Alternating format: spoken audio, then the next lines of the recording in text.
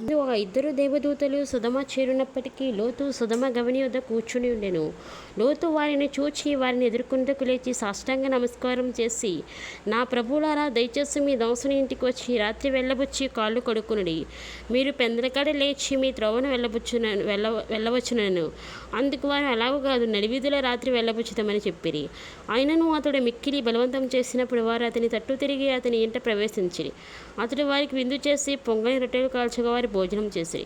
వారు పండుగనక ముందు ఆ పట్టణస్థులు అనగా సుధమ మనుషులు, బాలులను, వృద్ధులను, ప్రజలందరూ నలుదిక్కుల నుండి కూడి వచ్చి ఆ ఇల్లు చుట్టవేసి లోతును పిలిచి, ఈ రాత్రి నీ యొద్దకు వచ్చిన మనుషులు ఎక్కడ? మేము వారిని కూడునట్లు మా యొద్దకు వారిని వెలుపలికి తీసుకుని రమ్మని అతనితో చెప్పగా, లోతు వెలుపల ద్వారం వద్దనున్న వారి దగ్గరికి వెళ్ళి తన వెనుక తలుపు వేసి, అన్నలారా, ఇంత పాతకము కట్టుకొనకుడి. ఇదిగో, పురుషుని కూడా 2 కుమార్తెలు నాకున్నారు. సెలవైతే వారిని మీ వద్దకు వెలుపలికి తీసుకుని వచ్చేదను.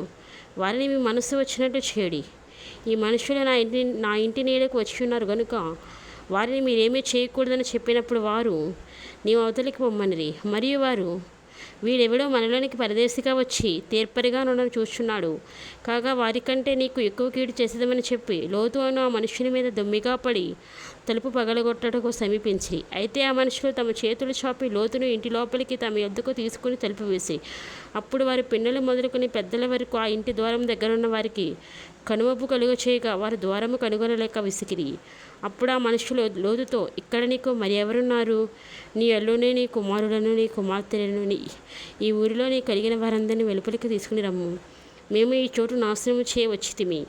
వారిని గూర్చిన మొర యెహోవా సన్నిధిలో గొప్పదాయను గనుక దాన్ని నాశనం చేయుటకు యెహోవా మమ్మను పంపినని చెప్పగా, లోతు బయటికి వెళ్ళి తన కుమార్తెలను పెండ్లాడనై ఉన్న తన అల్లులతో మాట్లాడి, లెండి, ఈ చోటు విడిచిపెట్టి రండి. యెహోవా ఈ పట్టణంను నాశనం చేయబోచున్నాడని చెప్పాను. అయితే అతడు తన అల్లుల దృష్టికి ఎగతాళి చేయవాని వలెను నుండెను.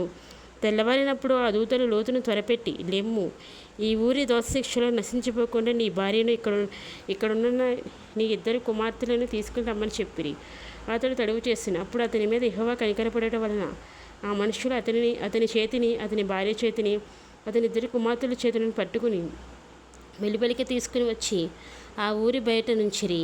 ఆ దూతలు వారిని వెలుపలికి తీసుకుని వచ్చిన తరువాత ఆయన, నీ ప్రాణము దక్కించుకున్నట్టుకు పారిపోము, నీ వెనుక చూడకము, ఈ మైదానంలో ఎక్కడనూ నిలవక నీవు నశించిపోకుండా ఆ పర్వతమునికి పారిపోమని చెప్పగా, లోతు, ప్రభువా, అలాగూ కాదు, ఇదిగో నీ కటాక్షము నీ దాసుని మీద వచ్చినది.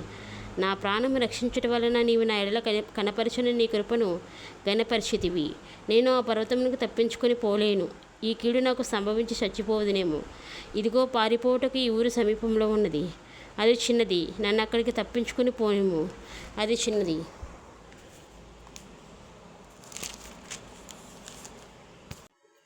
గదా, నేను బ్రతుకుదని